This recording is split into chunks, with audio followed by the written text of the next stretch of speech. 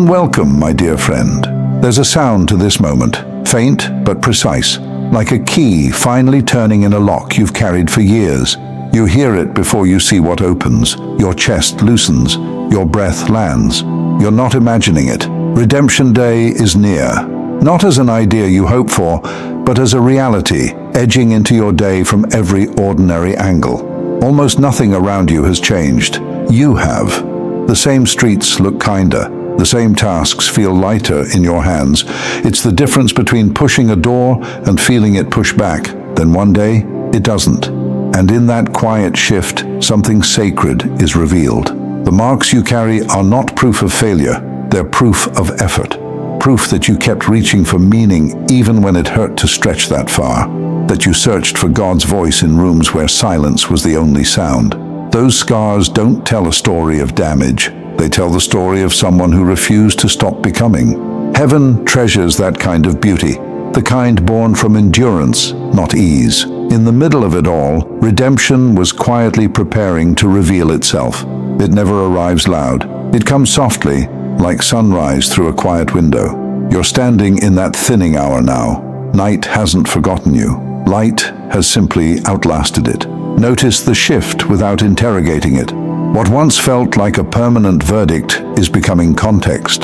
Places where your voice used to tremble now hold steady. Rooms that once swallowed your peace are losing their appetite. The old narrative still knocks, but it doesn't own the house anymore. This is not a revision for show, it's a restoration with memory. God isn't painting over the past. He's lifting the smoke from the colors underneath.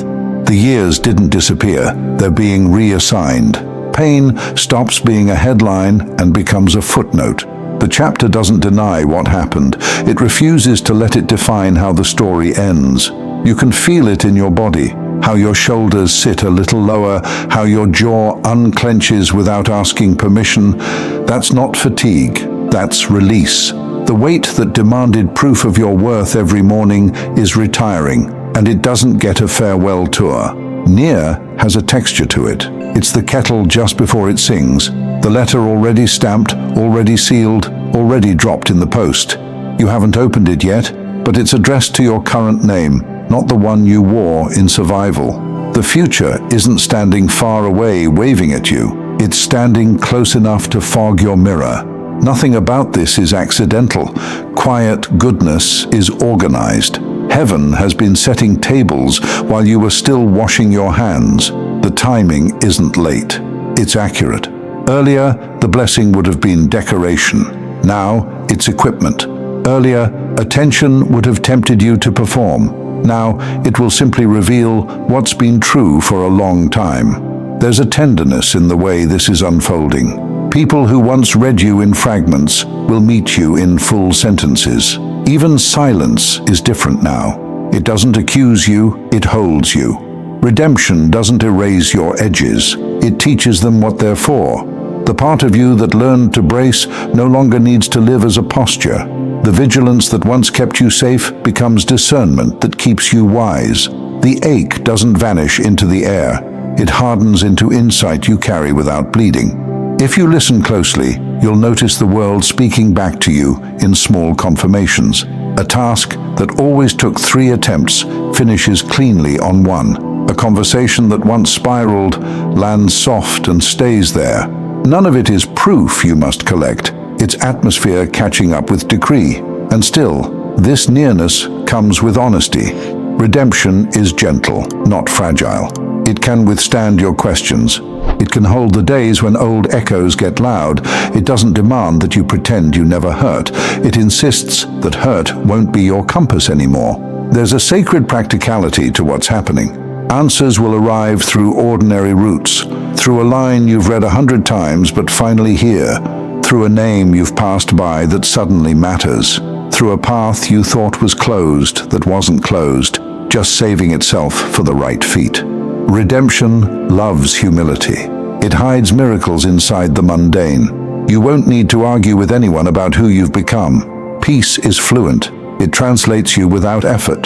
The ones meant to understand will. The ones who don't aren't an obstacle. They're a backdrop. Your life won't shout at them. It'll make sense in front of them. If the mind tries to bargain, is it too soon? Am I ready? What if it slips? Remember, doors don't hold themselves open by accident. What's meant for your hands won't punish you for touching it. The grace arriving now fits. It doesn't rattle. It sits where it belongs and lets you breathe. Think of a field after heavy rain. The soil that couldn't receive anything finally drinks. Seeds that looked like losses reveal they were only waiting for this exact weather. That's your life today. Same ground, different sky. New harvest rising from places you buried and said goodbye to. Nothing sacred was lost. It was being timed. Near does not mean fragile. It means timed to precision. Some parts will appear quietly, then all at once. You will turn a corner you've turned 1,000 times and feel it. The soft certainty that the worst is no longer in charge of your name. You won't need fireworks to believe it. The ease itself will be enough. Redemption Day is near, my friend. Close enough to change the way this sentence ends as you hear it. Close enough that your tomorrow is already borrowing its light from your today. Close enough that you can touch it without gripping, receive it without defending, walk in it without announcing. You know, redemption has a way of being misunderstood. People imagine it as a clean slate, painless, polished, free of memory. But every great soul who's ever tasted redemption has known it doesn't arrive wrapped in ease. Real redemption never feels like winning a prize. It feels like exhaling after years of holding your breath. It's not the absence of struggle, it's the redefinition of it. The painter's masterpiece is born from smudges. The runner's victory is carved into tired legs. The healed heart still carries the outline of what it survived. That's how you know it's real. It doesn't sparkle, it breathes. See, your redemption isn't narrating a perfect life. It's narrating a true one. The kind where grace and grit share the same page.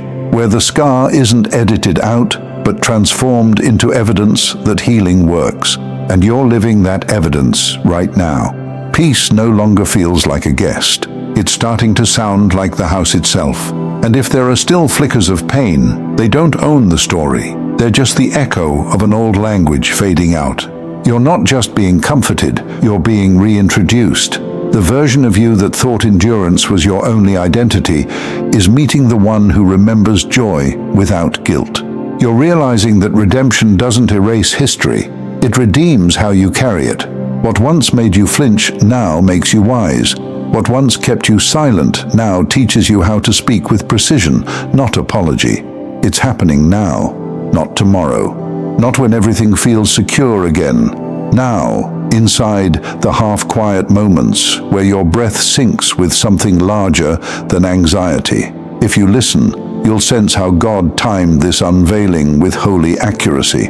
He waited until the noise in your spirit softened enough to hear him clearly. Until success no longer meant validation and solitude no longer felt like punishment. Until your hands could hold blessing without shaking from the memory of scarcity.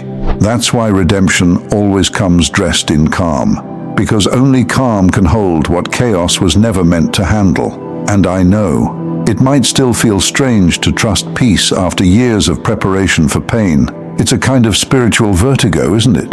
To stand on ground that doesn't crumble and still brace for impact. But the truth is, the impact already happened. You survived it.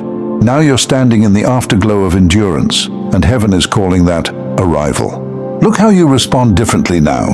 The same words that used to ignite fear barely register. The same uncertainty that once paralyzed you feels almost manageable. You no longer beg for signs, you recognize them mid-breath.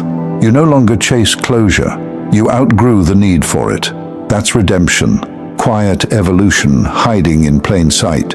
And soon, what's shifting privately will mirror publicly.